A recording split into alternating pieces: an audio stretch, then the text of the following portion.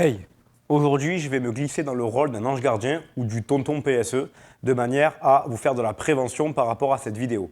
Là, vous venez de voir une première scène que je vais qualifier de scène 0. On voit deux personnages déjà dans un premier temps, même troisième personnage qui est le dealer. Alors le troisième personnage qu'on appelle le dealer, on ne le reverra plus au cours de la vidéo. Le personnage numéro 1, donc le personnage qui marche pour récupérer un fameux pochon, je ne vous spoil pas ce que c'est, vous le verrez à la fin de la vidéo. Eh bien, ce personnage-là, on va l'appeler Emily pour les besoins de la vidéo. Bien entendu, c'est un faux prénom pour des questions d'anonymat. Ensuite, le personnage numéro 2, qui est déjà dans la voiture au moment de rouler, qui est l'ami du premier personnage qu'on a appelé Emily. Nous allons l'appeler pour les projets du film. Allez, Julie, pour les projets du film et surtout pour garder l'anonymat. Je vous laisse une bonne vidéo et on se retrouve scène après scène. Christian, t'es stressé ou quoi, Lisa? Franchement, un peu. Heureusement que j'ai pensé à tout. Je trompe pas, moi. Mais regarde ce qu'il y a dedans, tu veux pas fumer un petit verre avec moi? Alors là, déjà, première erreur. Là, déjà, on a Emily qui propose un joint clairement à sa pote, Julie.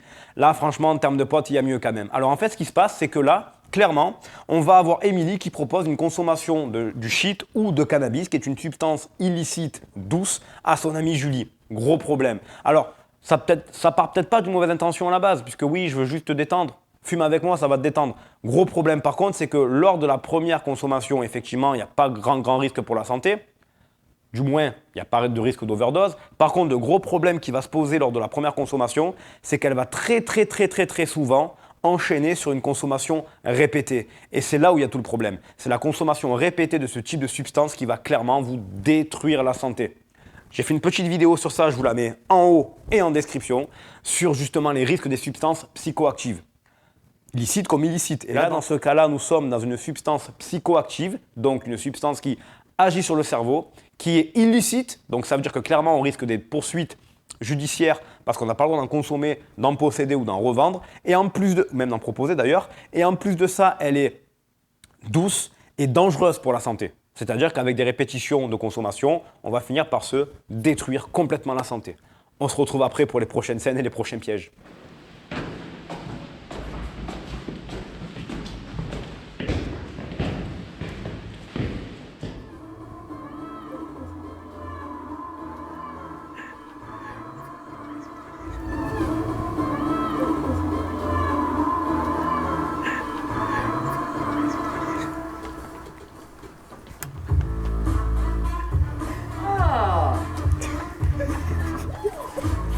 Ça va les filles? Ça va et toi? Ah ouais, très bien. Alors, vous dansez pas? Je me sens pas bien, je suis un peu fatiguée. Fatigué? Tu veux goûter un peu de Monster? Très Franchement, bon. c'est trop bien. Hein. Ça va te donner du peps. Tiens. La Vinamax, j'en bois tous les jours. Bon, alors là, dans cette scène, on passe sur une substance licite, enfin, une substance légale. Alors, c'est pas parce qu'elle est légale qu'elle est moins dangereuse. Alors effectivement, sur la base, le Monster Energy ou le Red Bull, pour citer plusieurs marques pour pas faire de concurrence, ce sont des boissons qui sont énergétiques. Elles ne sont pas forcément dangereuses lors de la première prise, lorsque il n'y a pas de problème cardiovasculaire déjà de base. Mais par contre, là encore, avec une prise répétée, le problème va se poser. Je vous rappelle que ce sont des boissons qui contiennent des excitants, donc au niveau cardiovasculaire, on a quand même vu mieux. Ce sont aussi des boissons qui contiennent beaucoup de sucre, donc encore une fois, si on en consomme trop tout le temps, risque de diabète, risque d'hypercholestérolémie, donc trop de cholestérol dans le sang, risque de boucher les artères, etc. Donc, franchement, on a vu mieux quand même comme boisson. En tous les cas, là, le but, effectivement, c'était de chercher à un petit peu propulser la personne, de la rendre plus dynamique, de rendre Julie plus à même de s'amuser, mais franchement, il y a quand même mieux. On appelle ça la motivation. On continue.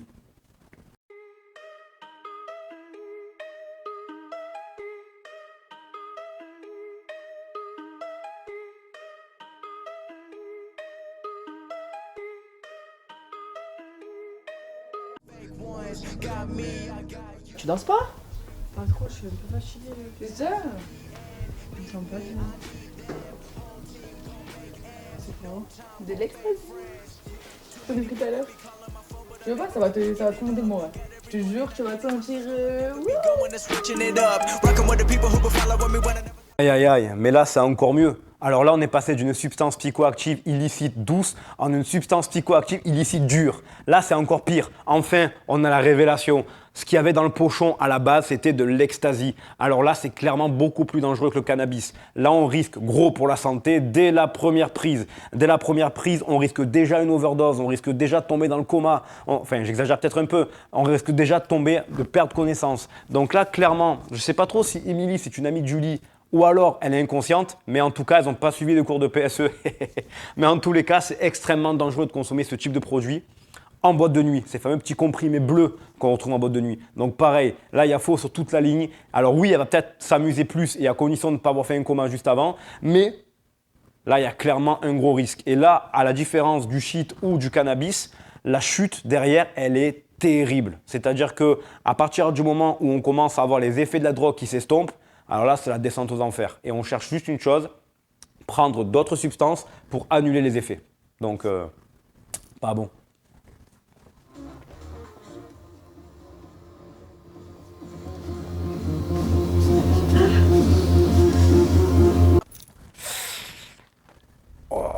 Même moi, j'en ai mal aux oreilles. Alors là, effectivement, nous sommes plus sur un danger de boisson, mais clairement sur un danger d'audition. Alors, je vous laisse ce petit tableau pour vous expliquer ce qui va se passer au niveau de l'audition.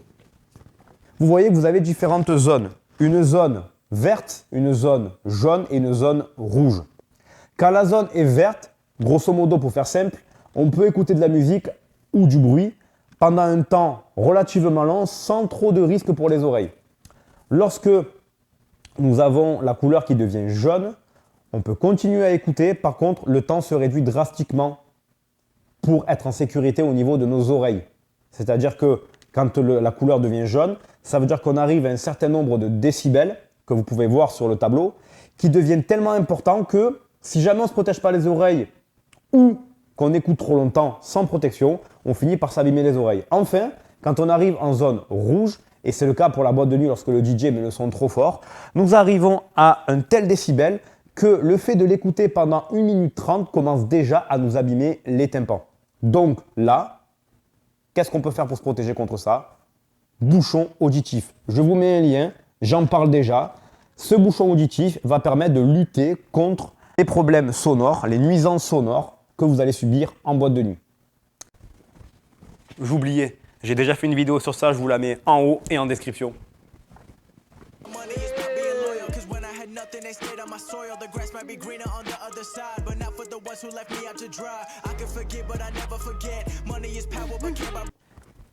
On sait tous ce qui peut se passer en boîte de nuit. La séduction, la rencontre d'un autre. Et là, seul moyen de se protéger contre les IST et contre les grossesses non désirées à la fois, il y en a un seul, c'est le préservatif masculin ou féminin. Encore une fois, j'ai déjà fait une vidéo sur ça. Je vous la mets en haut et je vous la mets en description. Merci à vous de m'avoir écouté, d'avoir suivi le tonton PSE. Il y en aura d'autres, des vidéos dans ce style. Puis voilà. Je vous laisse et à bientôt. Merci. Attendez, quand vous voulez.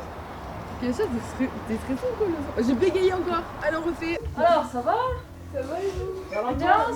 Merde. Je dois la tutoyer du coup. C'est bon, on a compris. Faut juste en faire une. Bah ouais. Appelle Adjar. Monte côté gauche. Non, gauche.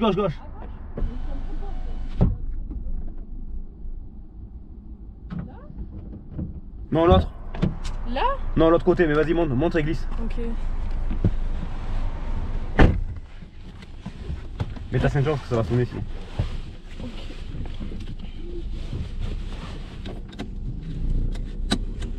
Voilà, nickel. Fatigué. Mais ouais, vas-y, parle toi aussi, je comprends pas. Tu veux danser? Non, je peux pas, j'ai fait que rigoler, j'arrive pas à m'arrêter de rigoler en fait.